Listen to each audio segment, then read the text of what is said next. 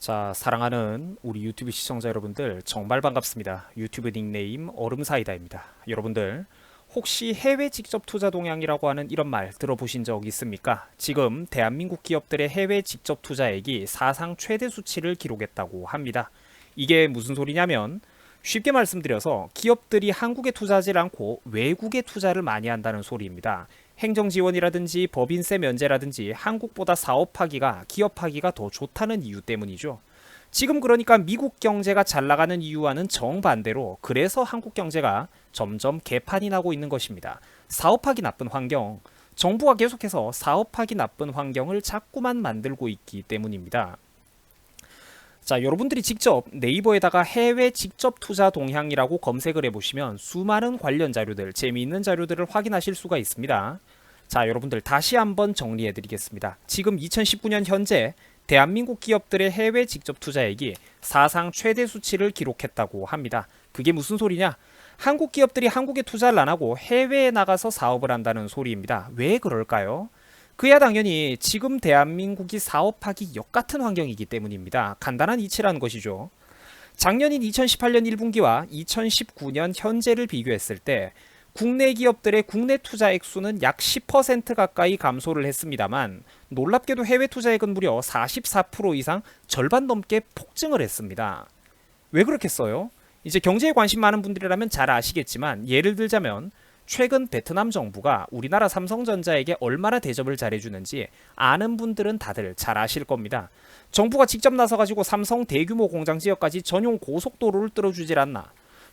베트남 총리가 직접 나서가지고 수출입 품목들의 관세 문제 및 행정 절차들을 광속으로 빨리빨리 해결도 해주고 사실상 근 20년 가까이 파격적인 법인세 혜택을 제공하고 있기 때문입니다.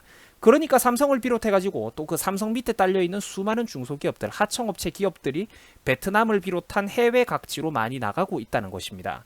어디를 찾아서? 보다 사업하기 좋은 환경을 찾아서 말입니다. 자, 여러분들 다시 한번 본론으로 정리해드리겠습니다. 작년 2018년 대비 한국 기업들의 국내 투자 액수는 약 10% 가까이 감소. 반면에 해외 투자액은 무려 44% 이상 급증을 했습니다. 이게 뭘 뜻하냐면 실제로는 한국 기업들도 투자하고 싶어 하기는 싶어 하는 상황이라는 겁니다. 근데 그럼에도 불구하고 한국에서는 도저히 사업을 투자할 엄두가 안 난다는 것입니다. 왜냐? 한국은 사업하는 환경이 그만큼 나쁘기 때문입니다. 사업을 못 하겠다는 것이죠. 투자를 하더라도 산 넘고 물 건너 문화 장벽, 언어 장벽, 그런 법률 절차적인 장벽이 있음에도 불구하고 해외에서 사업을 하겠다는 것입니다. 한국에선 사업을 못 하겠다는 거예요. 그만큼 불편해서. 이게 바로 오늘 영상의 핵심입니다. 자, 여러분들 정부 발표 자료가 이 정도라면 실질적인 관점에서는 해외 투자액의 증가폭이 훨씬 더 크다고 보셔야 됩니다. 그게 전문가분들의 의견이거든요. 지금 당장 여러분들이 기획재정부 홈페이지에다가 들어가 보시면 연도별, 분기별 해외 직접 투자 동향 자료를 직접 두 눈으로 확인하실 수가 있습니다. 소위 아직까지 좌파 커뮤니티 한다는 그 불쌍한 친구들 중에서 정부기관 홈페이지에 경제지표 동향 보고서를 읽으러 직접 들락거리는 비율이 몇 프로나 되겠습니까, 여러분들? 그죠? 나도 가슴이 아파요. 머리가 텅텅 비었기 때문에 아직까지 좌파 정부를 지지하는 것입니다. 다른 나라 정부에서도 물론 변명은 했어요. 다른 나라 대비 아직도 우리나라 기업들의 해외 투자액은 그다지 많은 것이 아니다라는 식으로 애써서 이 의미를 축소 보도하기 위해서 정부에서도 애는 쓰고 있습니다. 근데 바보가 아니라면, 전응아가 아니라면 그런 변명에 속아 넘어가지 않는다는 것이죠. 다른 나라야 어떻든지 말든지 정상인이라면 국내 기업들의 국내 투자액은 감소하고 해외 투자액이 증가했다는 이 경제 지표를 심각하게 받아들여야 정상이라는 것입니다. 뭔가 이유가 있으니까 국내에 투자를 하지 않고 해외 투자 비율을 늘린다는 것이죠. 당연하지 않습니까? 사실 여러분들 2019년 작금의 대한민국의 사업 환경은요 정말 심각합니다. 현 정부 들어가지고 특히나 묻지마 최저임금 인상 무리하게 진행하는 바람에 인건비는 해마다 가파르게 상승했지 노동 생산성은 나쁘지. 실제로 여러분들이 지금 알바 자리조차 구하기 힘든 세상을 이미 겪고 계시지 않습니까? 우리 1, 20대 친구들. 그렇다니까요. 노동 생산성도 나쁘지. 또 귀족 노조, 강성 노조는 판을 치지. 법원하고 정부는 노골적으로 노조 편을 들어주지. 태업을 하는데도. 노동 경직성도 대한민국은 세계 최고 수준입니다. 회사야 어떻게 되든지 말든지 사람을 뽑는 거, 그리고 해고하는 거, 해고도 사실상 불가능한 나라입니다. 이게 문제점이 뭐냐면 해고하기가 힘들면 여러분들이 얼핏 생각하기에는 무조건 좋을 것 같은데 이게 어떤 문제점이 발생하냐면 기업들이 사람을 쉽게 뽑아 써주질 않는 문제점이 발생한다는 겁니다. 사람을 안 뽑는다는 거예요. 그리고 이직도 힘들어지는 거야. 해고가 힘들면. 해고하기가 힘들기 때문에 별것 아닌 자리 뽑는데도 온갖 검증 절차를 거치고 잡스펙을 요구하게 된다는 것입니다. 노동 경직성이라는 게 바로 그걸 말하는 거예요. 이제 이런 거를 두고 경제적인 용어에서 노동 유연성이 없다, 노동 경직성이 높다라는 표현을 씁니다. 그러니까 제가 드리고자 하는 말씀은 뭐 그 참 열심히 일하는 국민분들을 함부로 자르는 게 좋은 세상이다 이런 게 절대 아니라 세상은 그렇게 단순하게 돌아가는 게 아니라는 것입니다. 철밥통 법으로 강제로 철밥통 만든다고 해서 회사가 옳게 굴러가는 것은 경제가 옳게 굴러가는 것은 절대로 아니라는 것이죠. 그리고 여러분들 그뿐이겠습니까? 지하자원 대한민국은 지하자원도 부족하고 원재료도 빈약한 나라입니다. 그죠? 물론 이게 좌파 정부의 잘못은 아니에요. 지하자원은. 근데 그렇다면 단점이 이렇게 많은 나라라면 그만큼 사업하기 좋은 환경을 만들어주기 위해서 정부와 정치인들이 적극적으로 도와줘야 된다는 겁니다. 근데 문제는 발목만 잡고 있잖아요. 행정 절차도 번거롭고 규제도 많은 나라라는 겁니다. 문정부 들어가지고 더 복잡해지고 더 많아지고 있죠. 그래서 제가 이 나라 정치인들을 미쳤다고 하는 거예요. 좌파는 애초부터 도저히 사람 취급을 해줄 수가 없고 우파 정치인들도 솔직히 말씀드려서 수준 미달인 사람들이 너무너무 많다는 것입니다. 미국 정치인들이라든지 트럼프에 비하면 한국 정치인들은 수준이 너무너무 낮아요. 그게 심각한 문제점입니다.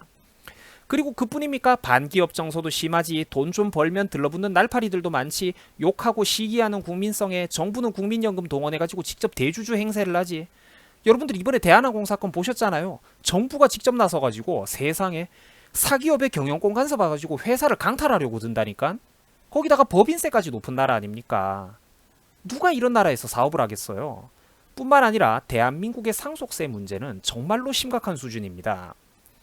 주식회사의 경우 대주주 상속세율이 무려 65%에 육박을 합니다. 절반도 넘어요, 여러분들. 고지곳대로 정직하게 세금을 내면 2, 3대만 거쳐도 기업이 통째로 증발하고 회사가 남의 손에 넘어갈 판입니다. 세금 한번 내고 나면 오너의 경영권 전체 그리고 회사 전체가 휘청휘청거립니다. 이런 나라에서 어떻게 마음 놓고 사업을 한다는 말입니까? 상식적으로 생각을 해보자니까 부자니까 잡아뜯고 두들겨 패도 괜찮다라고만 생각하지 마시고 이분법적인 계급구조로만 생각하지 마시고 나와 여러분들이 비록 서민이지만 그래도 성공을 꿈꾸는 또 야심찬 청년으로서 이 사회를 이분법적인 계급구조로만 바라보지 말고 정상적으로 한번 바라보자는 것이죠. 내 아버지가 재벌이라면 그 우리 아버지 전재산에서 65% 상속세 뜯기는 거 여러분들이라면 인정하실 수 있겠습니까? 전재산이 10조 원인데 그 중에서 6조 5천억을 세금으로 낸다는 게 여러분들은 납득이 가세요? 그만큼 세금 뜯기고 나면 정상적으로 아버지 때부터 내가 어렸을 때 아버지 손잡고 가면서 그렇게 장기적으로 크게 긴 안목으로 내다봤던 그런 사업 구상, 긴 호흡을 가지는 게 50% 60%의 세금을 쳐맞고도 그런 장기적인 안목으로 길게 사업을 가져가는 게 가능할까요? 불가능하다는 것입니다. 이게 바로 나와 여러분들이 평범한 월급쟁이의 삶을 살더라도 재벌들의 상속세를 우리가 대신 걱정해줘야 되는 이유가 바로 이런 것 때문이라는 겁니다. 기업가들의 숨통을 이렇게 강제로 옥죄면 절대로 뭐 사회적으로 재산이 분배가 잘 되고 이런 아름다운 세상이 오는 게 아니라 기업들이 해외에다가 투자를 한다는 것입니다. 국내 투자를 꺼리게 된다는 것이죠. 왜냐? 국내 사업 환경이 나쁘기 때문이지 않습니까? 안타깝단 말이죠. 뿐만 아니라 여러분들 우리나라는요. 고소득자의 세율도 장난 아니게 높은 나라입니다. 북유럽 일부 복지국가 그리고 초고세율 국가와 비교하는 것은 전형적인 좌파 학자들의 말장난입니다. 우리보다도 세율이 더 높은 나라로 막 북유럽 복지국가를 예로 드는 사람들이 있는데 이건 정말 어리석은 비유예요. 일단 그런 나라들은 인구 규모도 작고 경제 규모도 우리보다 작을 뿐더러 지하자원이 풍족하기 때문에 비교 대상도 아니고 그런 나라들조차도 막상 높은 세율 때문에 기업가라든지 스포츠 선수라든지 유명한 고소득자들은 틈만 나면 외국에 국적 얻어가지고 이렇게 나가려고 해가지고 유능한 사람들과 자본이 이탈하는 문제점을 앓고 있습니다. 고만고만한 사람들만 남게 된다는 거예요. 결국은 그러면 낙수 효과가 없어지고 유능한 천재들에 의한 낙수 효과가 없어지고 사회 전체의 성장 동력과 활력이 둔화된다니까요. 그래서 사회를 다각적으로 복합적으로 바라보라는 게 바로 그런 이유입니다. 제가 늘 강조하던 것 아닙니까? 잘난 사람들을 우리가 질투하고 시기하는 게 아니라 그 사람들 곁에서 떨어지는 콩고물을 적극적으로 우리가 활용을 해야 된다는 겁니다. 몇 년 전 우리나라 좌파들이 그렇게 노래를 불러대던 노르웨이 같은 나라를 한번 보십시오, 여러분들. 북해 유정 끼고 그 사람들이 떵떵거린 거지 지들이 잘나서 잘 살았답니까? 지하자원 하나에만 의존하다가 원자재 값이 내리고 저유가 시대가 오니까 대번에 국가 경제 전체가 휘청거렸지 않습니까? 결국은 사회 다분야에 걸쳐서 기업하기 좋은 환경을 제발 좀 만들어줘야 된다는 겁니다. 복지국가 그거 다 허상입니다, 여러분들. 치료 한번 받으려면 몇 달씩 줄을 서서 기다리고 물건 하나라든지 새로운 외제차 한 대 뽑고 싶어도 세금이 엄청 나가지고 차를 못 바꾸는 거예요. 물가가 미쳤다니까. 그래서 북유럽 복지천국이라는 나라들의 실상을 자세히 들여다보시면 그 나라 사람들이 직접 인터넷 블로그라든지 유튜브에다가 올린 수많은 영상들도 있습니다. 북유럽 복지천국이라는 나라들의 실상을 자세히 조금만 들여다보시면 심각하게 내부적으로 병이 들어있다는 거예요. 정보가 값싼 시대에 조금만 이렇게 찾아보면 반박 자료들이 엄청나게 많은데 좌파적인 특징을 가진 국민들의 안타까운 그 특징이 뭡니까?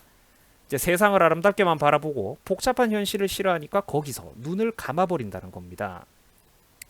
그냥 막연한 한 가지 방법 하나면 모든 길이 통한다고 믿는 것이죠. 현대사회의 전응아들만이 복지 맞는 국가에 대한 허상을 갖고 살고 있는 겁니다.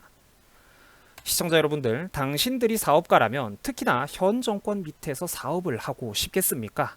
제가 왜 누누이 기업하기 좋은 나라를 만들어줘야 된다고 하겠습니까?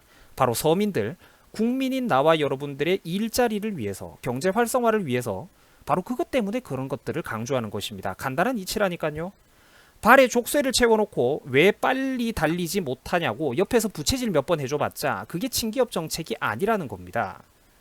자, 사랑하는 유튜브의 1, 20대 어린 시청자 여러분들, 형님들, 삼촌들, 아버지 세대가 길을 잘 닦아 놓으면요, 바로 급식, 학식 여러분들이 최대 수혜를 누립니다. 여러분들이 어른이 돼갖고 어른 사회에 나와 보시면요, 세상 정말 살벌합니다. 고등학생들 정도 되면 이제 그거를 아셔야 됩니다. 학생 여러분들이 주변에 흔히 보는 저 어른들 있잖아요. 그분들은 지금 전쟁터 속에서 살고 있습니다. 학생 여러분들이 정말로 생각을 잘 하셔야 돼요. 교묘하고 달콤하게 약을 파는 사람이랑 구체적인 대안과 해결책을 냉정하게 제시해주는 사람이랑 구분을 하셔야 된다는 겁니다. 여러분들 수고하셨습니다.